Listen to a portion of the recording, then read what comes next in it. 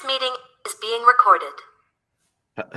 Hello and welcome to the Gaggle, where we challenge and, if necessary, destroy media narratives. I'm George Szamuely. With me today, of course, is co-founder of the Gaggle, Peter Lavelle, and we're very fortunate to welcome back to the Gaggle Peter Ford, who's a former UK ambassador to Syria, a great expert on Syria. Takes part in many discussions. He has done so over the years about Syria. He was ambassador, I think, from 2003 through to 2006, so he knows Bashar al-Assad very well. So, Peter, a lot has happened very recently, and we know the rough outlines. There was this dramatic sudden offensive launched by HTS, which is this terrorist group. Its origins are Jabhat al-Nusra, which of course is an offshoot of Al-Qaeda, and seemingly they've taken most of Aleppo. At least that's what we're reading, and now they seem to be mounting an offensive against Hama. That much I think we know, but a lot of other things are going on that the news reporting is very vague. So I wonder if perhaps you could just update us, tell us where we are, and then we can analyze, see what had happened, and then we can analyze and see what the future holds. So where are we, Peter? Well, my understanding, and we are operating in the middle of a dense cloud of fog here, and there are many often conflicting reports, but my understanding is that the jihadis have successfully taken over Aleppo. There are videos to prove that, and are mounting a broad frontal attack in the direction of Hama. The government's counteroffensive appears to be getting underway following a big strategic withdrawal to more defensible positions. There hasn't actually been a great deal of fighting. The Syrian army quickly took the strategic decision to cut its losses and fall back to the northern outskirts of Hama city, and from there it's launching its counterattack. Meanwhile, the jihadis appear to have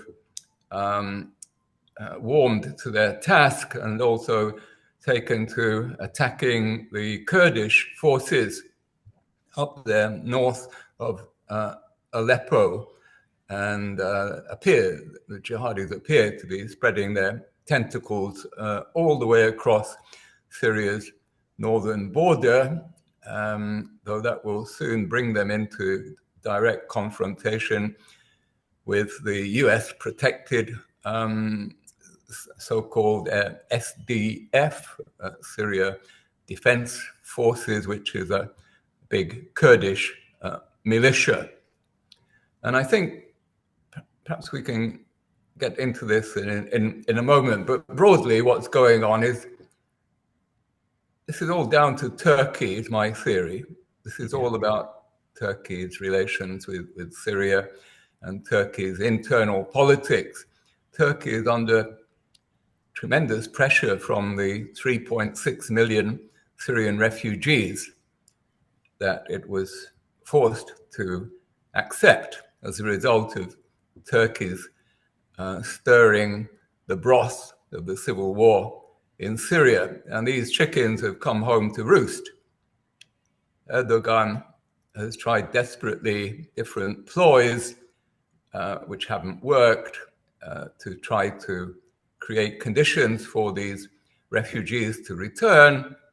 Now his ploys having failed, notably the Syrian government having refused effectively to make the north the Turkish protectorate, Erdogan is exercising what I would call the Northern Cyprus model.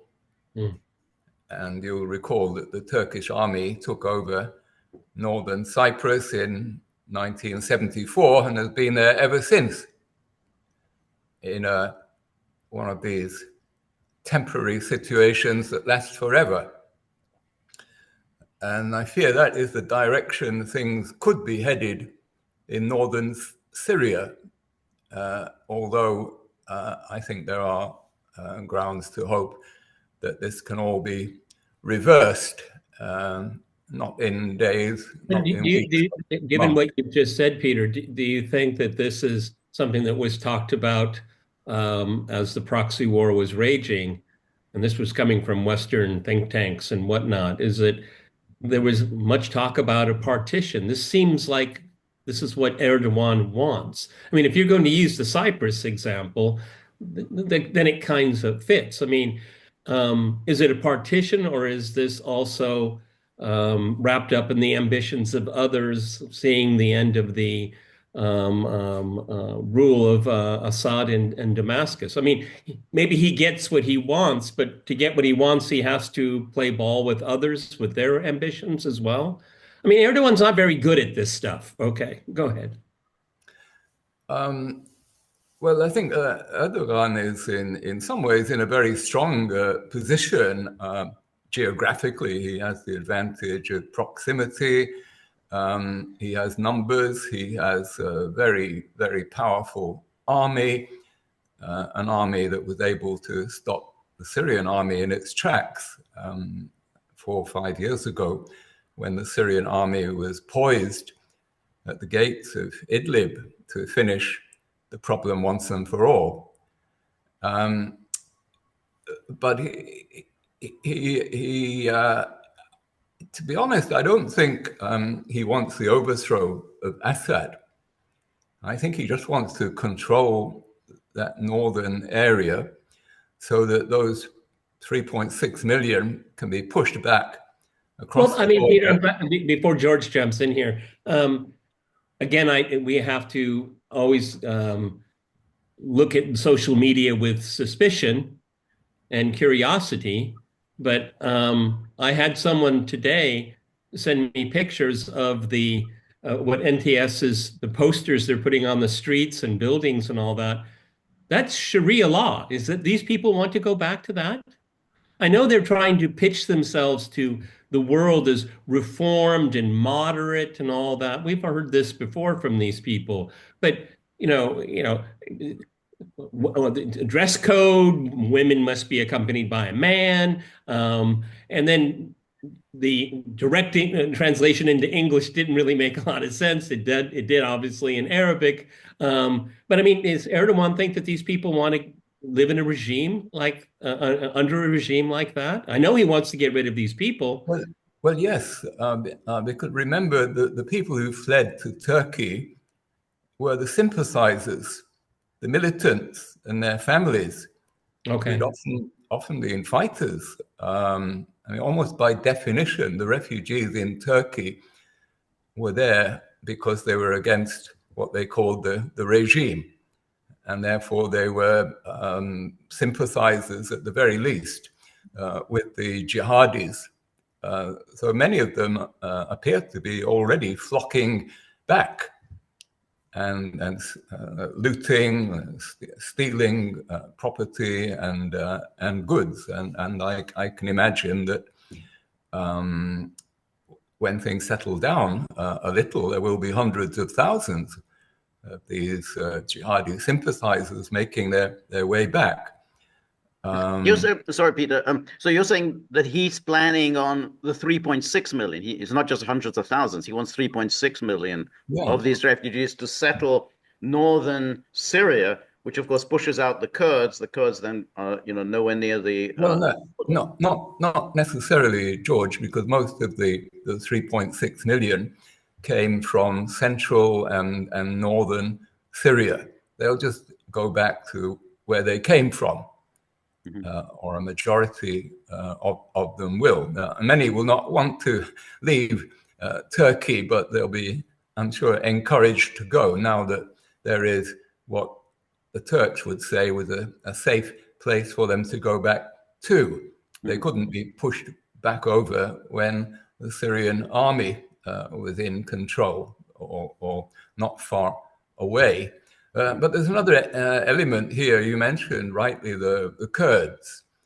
This is the second major reason, I think, why Erdogan has made this move. He wants to strengthen his control over that border strip. He's made this clear, abundantly clear, over the last 4 or 5 years. And as recently as October, he made a direct threat that there would be military action. He wasn't very specific, and people thought he was talking about the Turkish army, but there was going to be military action to ensure the security of that northern border strip.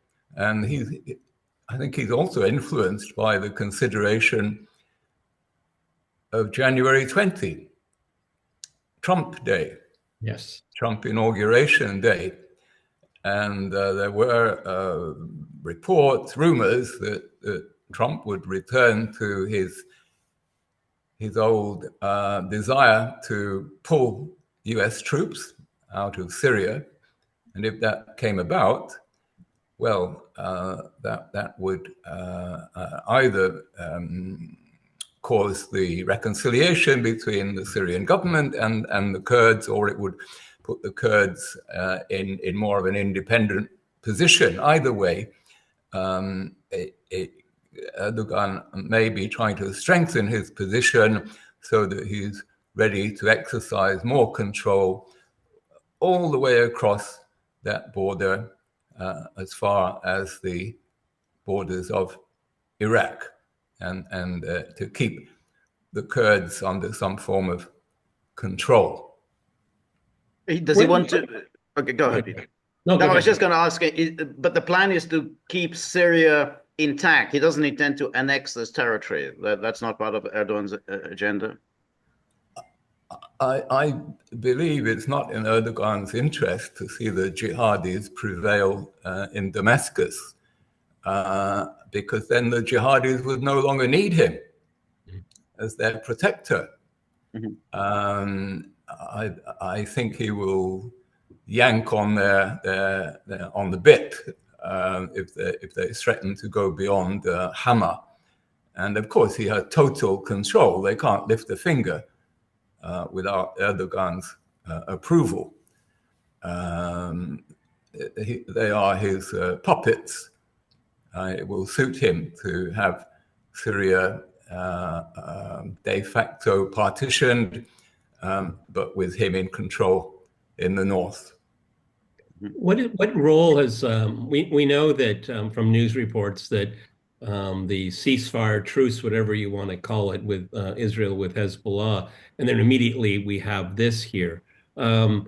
Obviously, again, from what I've been told, that unconfirmed, that this was planned for early next year, but maybe for reasons that you just mentioned, that they would take the Turks would take advantage of this. What role is Israel playing in this? Because the perception is, at least from people I've talked to in the last few news cycles, is that Erdogan has sided with the Israelis on this.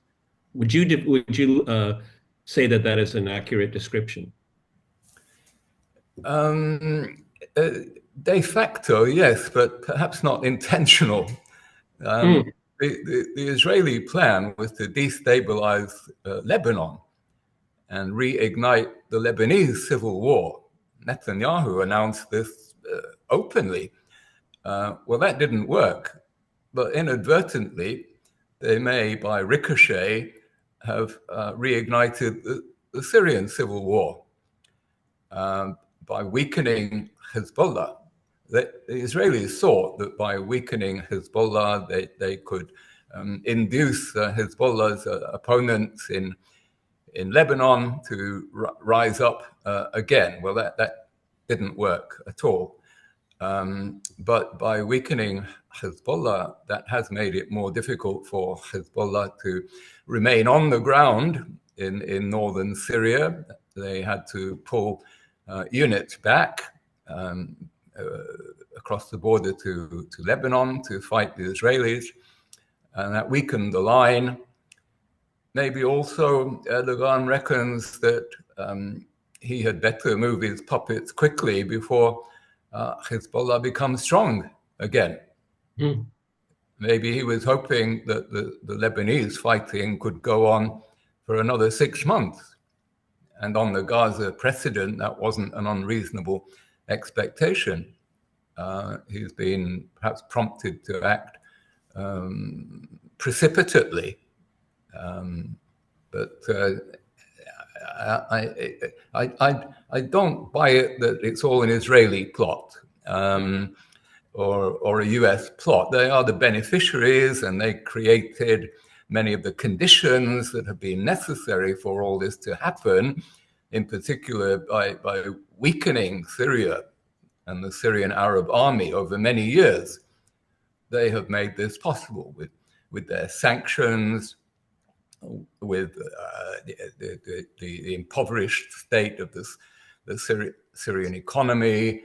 The army has, for one thing, has had to largely demobilize. Young men have had to go back to their impoverished families to help out. Syria can't afford to keep a huge standing army.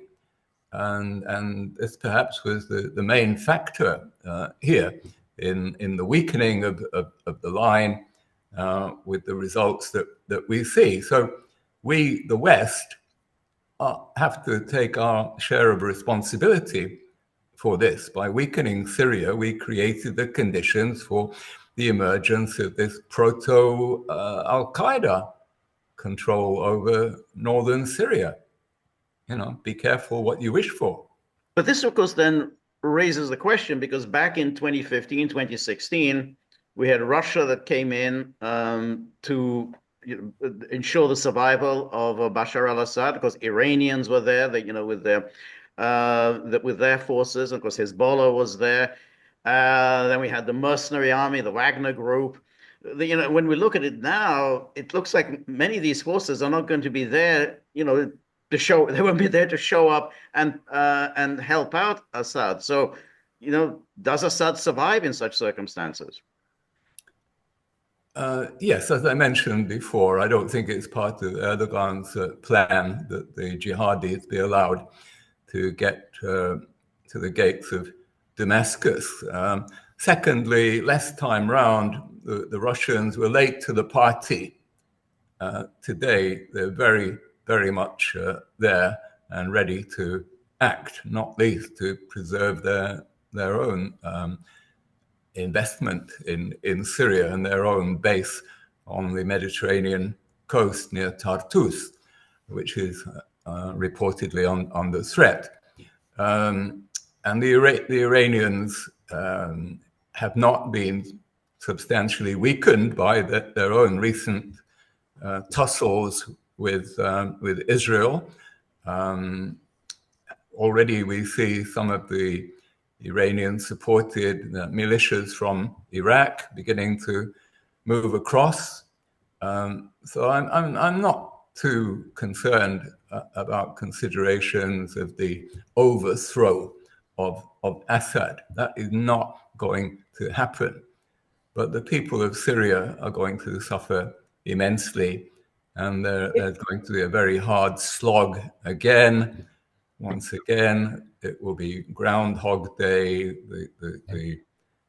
the steady grind to push back the jihadis. And we're already hearing about our old friends, the White Helmets. Yep. Groundhog Day all over again there. Peter,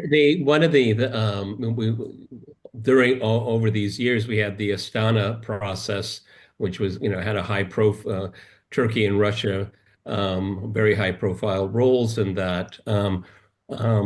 I suppose when this all started happening, Vladimir Putin had to be one of the most angry men in the world. Okay, and he never shows it. Okay, but I don't know where he is, if he's here at the outskirts of Moscow, or he likes to spend the winter months in Sochi. But he couldn't have been a happy man. No, indeed, and it's tempting to say that there have been massive failures of intelligence. But I'm not sure that's quite true, because it was predicted Rybar, I don't know if you've heard of them, a Russian think tank, wrote a piece back, I think, in early October, predicting almost exactly how it's all happened. Maybe what's happened is that there were uncontrollable factors like the Israeli onslaught on Lebanon, the fact that the Syrian army, having been half demobilized, couldn't be brought back to full strength again in the space even of a month. I think it's quite remarkable that the army were able to withdraw in such an intact form as they have done. They've lost a lot of materiel, but they haven't lost many men. That suggests to me that they were, to a degree anyway, prepared to fall back. Some go as far as to say that they fell back deliberately to draw the jihadis into a trap, bring them out into the open so they could be dealt with. I wouldn't go that far, but I suspect that they did have a contingency plan and they put it swiftly into operation. But Peter, I mean, you said that Erdogan isn't interested in a regime change in Damascus. Okay. But what happens? Let's say Erdogan now controls the northern part of Syria. Aleppo is in the hands of H2S. Maybe Hama will also fall to HTS, maybe Homs. Israel will take a chunk. The Americans will take a chunk. Well, all that will then be left of, Bashar al-Assad will be Greater Damascus. So maybe not regime change, but essentially Syria effectively ceases to exist. Well, the Israelis already have their chunk, of course, in the Golan. Nothing new there. But in addition to the Golan. No, that doesn't make any strategic sense, and they haven't even expressed any desire to seize more Syrian territory. The Americans, of course, have de facto control over a quarter of eastern and northeastern Syria through their Kurdish proxies. But as we just discussed, that may look different after January 20. I wouldn't be surprised if Trump exerted himself and this time did not allow himself to be thwarted by the deep state, because from America's own point of view, there's very little advantage to be had in keeping those soldiers there. Their only function is to deny access to resources, oil and grain, to the Syrian government. But that's another aspect of that. I mean, yes, there's no strategic sense of America to maintain its presence, except for if the Trump administration undertakes a kind of total, not exactly total war, but a total boycott of Iran. And that is part of the agenda. That was part of Trump's agenda in this first term, which is, a kind of, not exactly a total war, but basically a total boycott, a total isolation of Iran. And so therefore, it would make sense to cut all relations between Syria and Iran. Yes, this is true. And one must hope for better, but expect the worst. Yes, this is very difficult to predict. I think Trump will be torn by his instincts to pull American troops out, and by the consideration that they are very vulnerable, as we saw during the standoff between, or not standoff, the exchange of fire between Iran and Israel. Those troops were not assets, but liabilities. The Pentagon's primary consideration during that exchange of fire was not the safety of Israel, but the safety of their own troops. The sensible thing would be to pull them out. They're not serving any deep purpose or any convincing purpose for America. I think many in the generals would like those bases to be closed down, and maybe in the coming days, already those bases have come under fire, not clear from whom, but the Americans have been reminded how vulnerable they are. So there's everything to play for. I don't think Syria is going to become a rump state, as you were describing, George. That's an absolute worst case scenario. Damascus and its outskirts and the Mediterranean coast. No, worst case is that the government lose Hama and that northern Suez, but that will still leave them in control of about 60% of the country geographically. And anyway, they will remain the Syrian government. The majority of people live in that area. And who knows? Who knows when? But I think also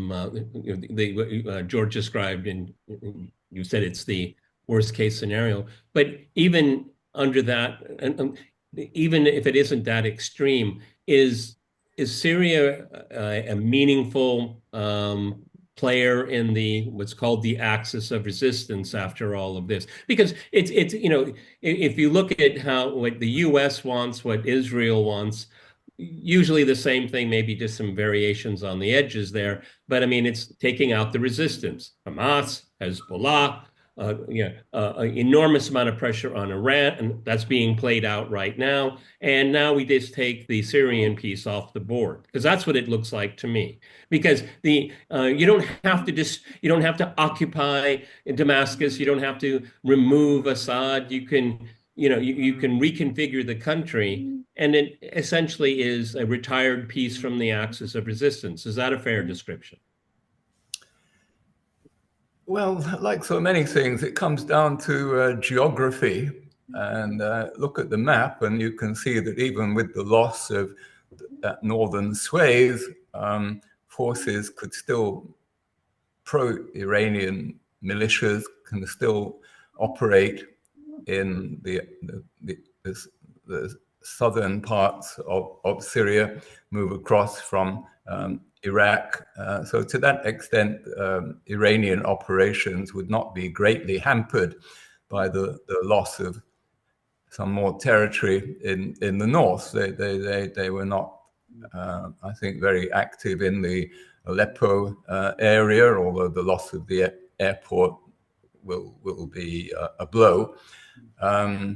But in the great scheme of things, Syria is bound to remain a key part of the axis of resistance. But the Israel-Lebanon thing can go in one of two directions, and it's very, very difficult to foresee which. There could be a de facto return to the status quo ante.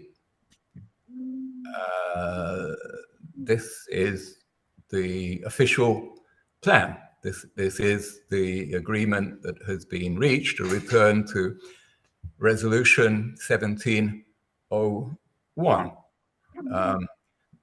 In that case, there won't be any more fighting. There won't be any more Iranian militias moving across Syria. There'll be no need for it.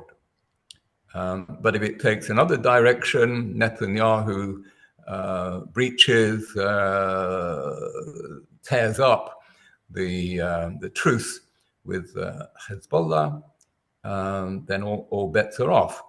But even so, I mean, what truce? I mean, Israel has been pummeling Lebanon day after day after day. I mean, even the British and the French and the United Nations are saying this is absurd. Israel is violating this ceasefire on an hourly basis. So you'd have to then think that's the link between Iran and Hezbollah, and Syria played a crucial role in all of this. That to get the missiles and whatever through from Iran to Lebanon. If you take Syria out of the equation, then it becomes very difficult to support Hezbollah, no? It won't be taken out of the equation as long as Damascus remains intact. And Damascus is not far from the Lebanese border. But I think we have to ask ourselves, why would Netanyahu tear up this agreement, this truce? Events showed that the Israeli army was incapable of making much headway on the ground in southern Lebanon. In fact, they were taking heavy casualties. The IDF wanted out. They don't want to go back in. Netanyahu could pound Beirut from the air indefinitely, but to what purpose? To destroy Hezbollah once and for all.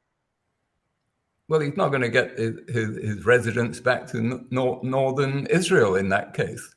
If the truce founders, then Hezbollah will be shelling northern Israel again. But the Netanyahu's goal is to just destroy Hezbollah, just like his goal is to destroy Hamas, so that there's nothing left of Hezbollah. That's what they're still doing. They're still assassinating leaders now. Geography. Again. Hang on. I'll chime in, and because I'll add an extra layer, or in a different way from George.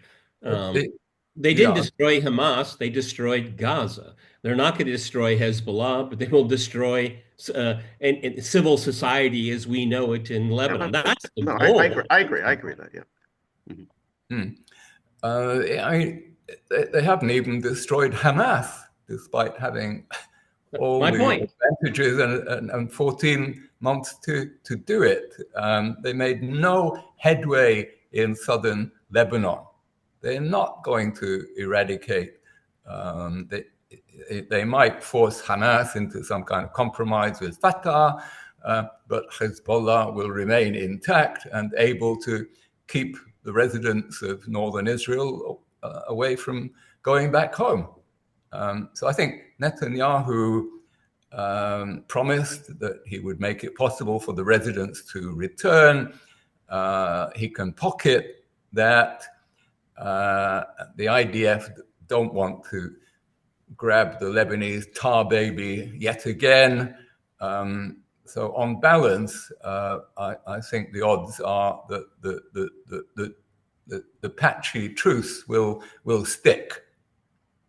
Well, I mean, it's really interesting is that I've often thought, going back to October 7th, that Netanyahu, if he was aware of the October 7th attack or not, I don't really want to go there right now. But for him and his extremist circle around him, this is a huge opportunity to solve a lot of problems in very short order. And I think that's the ambition still. They just keep coming across roadblocks, like Hamas can't be defeated. Hezbollah will take a beating and over again, but it's not going to go away. And Syria, and I've learned so much from this conversation in 35 minutes, Syria is not going to go away either, okay? And Iran is watching on the sidelines, and it has a lot more, it has some high cards. I think that they're underestimated here. The Russians are not going to leave. So this is kind of a long introduction. So what did the Israelis get out of this? Well, so far, if you do a stock take, they haven't achieved any of their objectives. They haven't got their hostages back. They haven't crushed Hamas. They haven't eradicated Hezbollah. They haven't got their residents back to northern Israel. They've wreaked a tremendous amount of damage. They have pummeled their adversaries, but they haven't achieved their objectives. Well, somebody like, just started to rub, but somebody like Norman Finkelstein will insist, yeah, they've achieved their objective. They've destroyed Gaza. There's no more Gaza. Gaza has ceased to exist. It'll never be rebuilt. They won't even be able to remove all the rubble. There's so much that, and therefore that part of the agenda, which was to prevent the emergence of a Palestinian state, that has been accomplished. Yeah, but George, they can't leave Gaza either. No, they can't leave it. Okay? That's right. But that's it. I mean, essentially, the goal is they can't leave, but they're seeking to ensure that the Palestinians essentially will leave. That there isn't a viable form of human existence in Gaza anymore, and that therefore they will be forced to leave. Well, to leave, you have to have somewhere to leave to, and it ain't going to be Egypt, and it ain't going to be the sea. So those poor Gazans may get compressed into southern Gaza, but they're not going anywhere. It's still the same basic problem that Israel may pulverize northern Gaza. They may even totally defeat Hamas, but the problem remains intact. And in fact, the problem has now been brought back to the top of the international agenda when it was poised to be brushed under the carpet by the Abraham Accords and the way the Israelis were running roughshod over the West Bank. You could call Hamas's action suicidal, but it's been suicidal like Samson. Whereas the Palestine issue is being forgotten, now it's on the top of everyone's mind, and they've created an earthquake in opinion in the West. Especially yes, but right. But let's say you're talking about Trump Day. Trump takes over on January the 20th. Look at the people around Trump. You got the new Huckabee, the ambassador to Israel. We've got Brian Hook. That team, Bondi. Yeah, it's a team that is absolutely fanatically pro-Israel and believes that Iran is the root of all evil. Iran, that we have to address the Iran problem, and that Trump said, I think yesterday or the day before yesterday, he's going to rain all hell on Hamas. So he's actually almost promising that when I take over, I'm going to take Israel's war over as well. That's going to be the agenda of my administration. George, this is an ongoing podcast that George and I do, and we argue quite often. So I'm going to maybe argue a little bit with George. I apologize in front of our guest, Peter. But all the more reason the Israelis will complete the genocide. Where do they have to go? They have nowhere to go. What's the thing they're going to do? They want to stay there forever? No, they want to build. And Jared Kushner would love to get his hands on that territory. Okay, I've said from the very beginning, it's almost implausible to contemplate the destruction of an entire people in front of the whole world, but it's happening, and there seems to be nothing to stop it. And with Trump and his team coming in, they're getting the Palestinians have been inconvenienced over the last 18. This is the kind of language, passive tense, all of this, but it could continue because there's no force that's going to stop it at this point. Well, answer me this: what did Biden do to stop the Israelis? I can't think of a single thing. What did Biden refuse the Israelis? I can't think of a single thing. So how could Trump be worse? Yeah, well, I mean, the comment that Trump is directing against Hamas. I mean, the people of Palestine are experiencing genocide. There's nothing worse than that. I mean, I was just, George and I are conservatives. I'm not a Trumper. I'm not I wasn't upset with the election outcome, obviously, but I said and George knows this, it was a black pill election for me. I can't support any side that supports genocide. And Yeah, but what you said just I about really don't, because genocide has been normalized in the West. I don't think there's any reason for Trump to change course. well, one thing that Trump can do that Biden didn't really do is that Biden, I mean, he did get involved on Israel's side and did shoot some, on Israel's side, particularly when Iran launched its attack against Israel. So Biden did bring American forces in on behalf of Israel. That's one thing Trump can do. Trump can actually bring American forces much more directly on behalf of Israel and on behalf of Israel's goals that the Biden didn't do. Well, that would run counter to everything he said about bringing America home and ending unnecessary wars. No, I have a different reading. Call me hopelessly sanguine, but I think that all this rhetoric from Trump, these appointments, are designed with one thing in mind, and it's quite short term. That's getting all his appointments through Congress.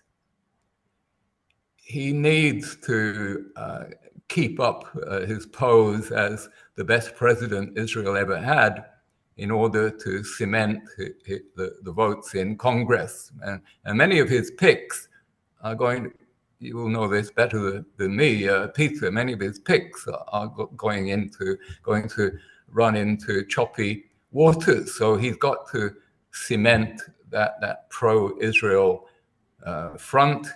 But the day he's got his picks through, I expect to see a different Donald.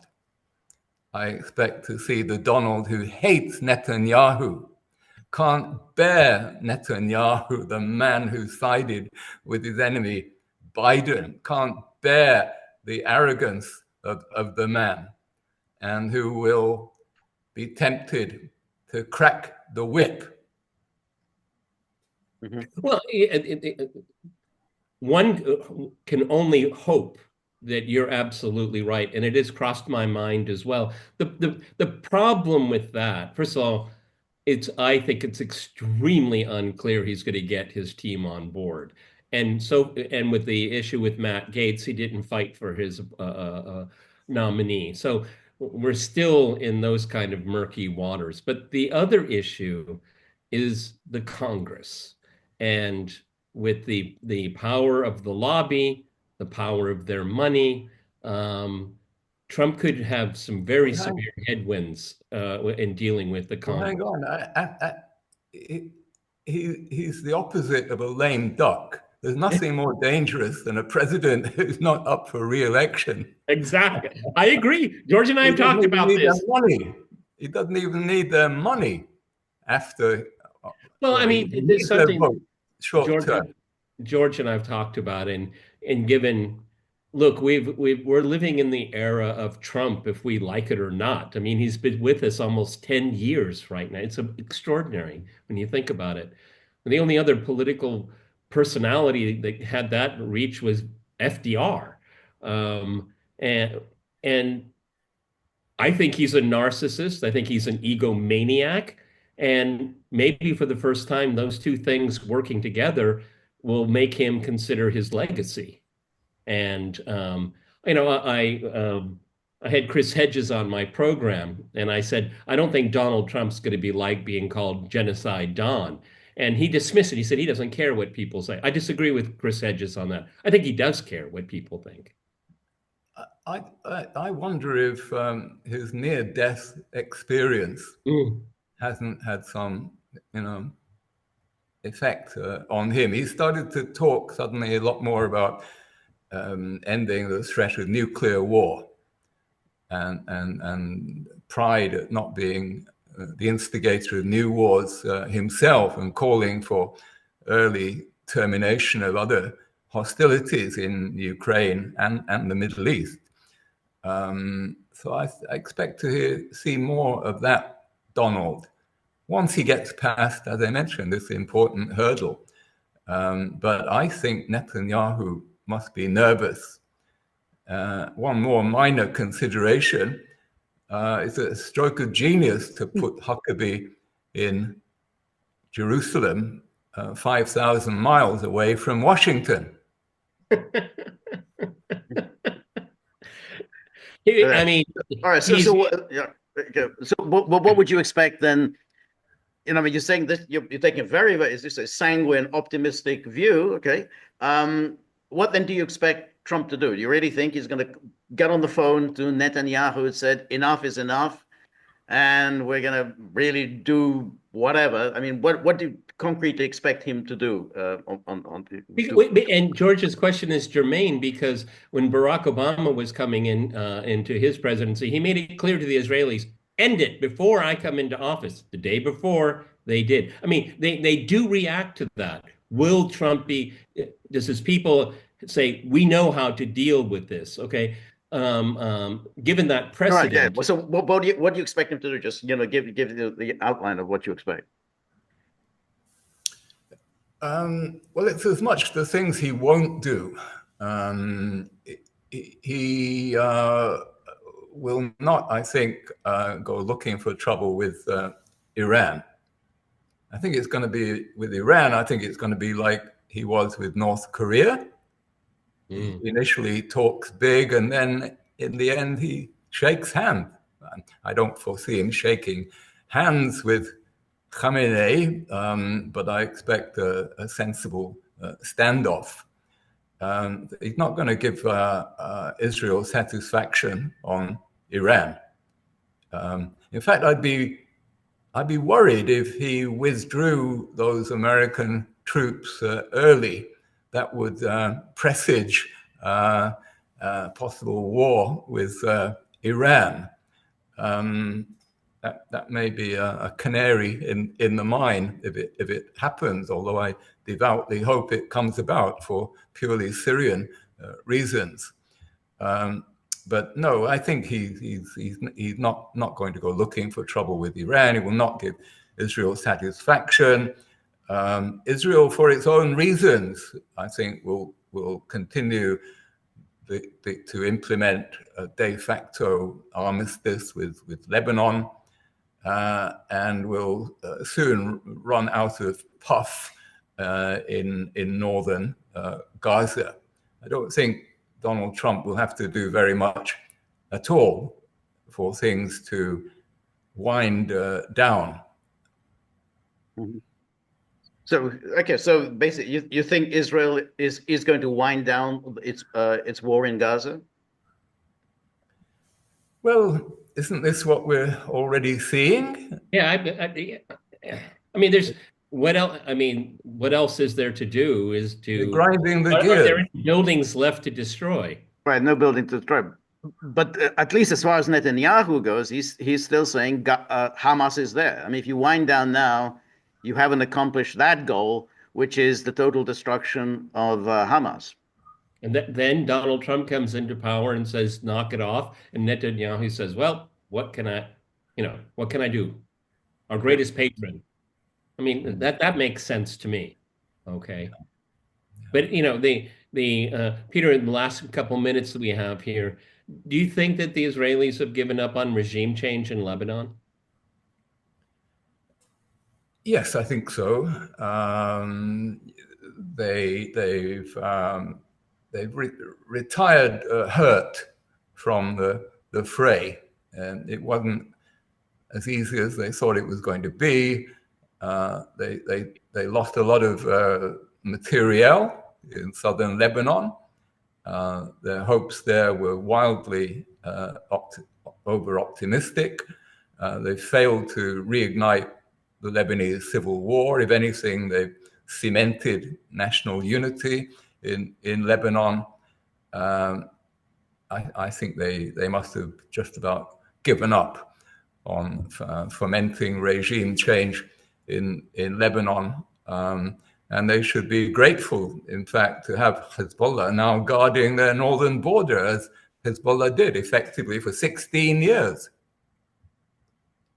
Look at the facts. For 16 years, Hezbollah held back attempts by others, Palestinian Fedayeen groups, from the Ain al-Hilwi camp near Sidon, prevented them, sometimes with violence, from mounting Katyusha attacks on Israel. The people of northern Galilee had never enjoyed, since the inception of the state of Israel, such a lengthy period of peace.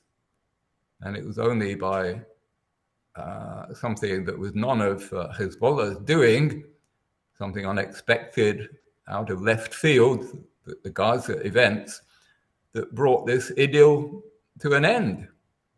Things could go back to the way they were. Amazing. Okay.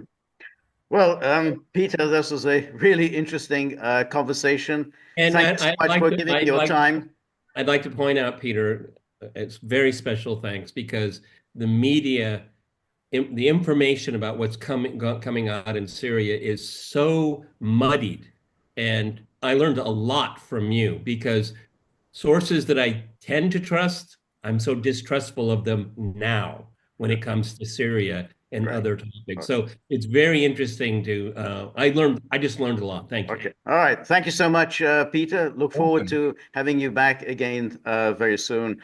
And if you remember, if you like the Gaggle, please like, share, and subscribe. See you soon. Bye-bye.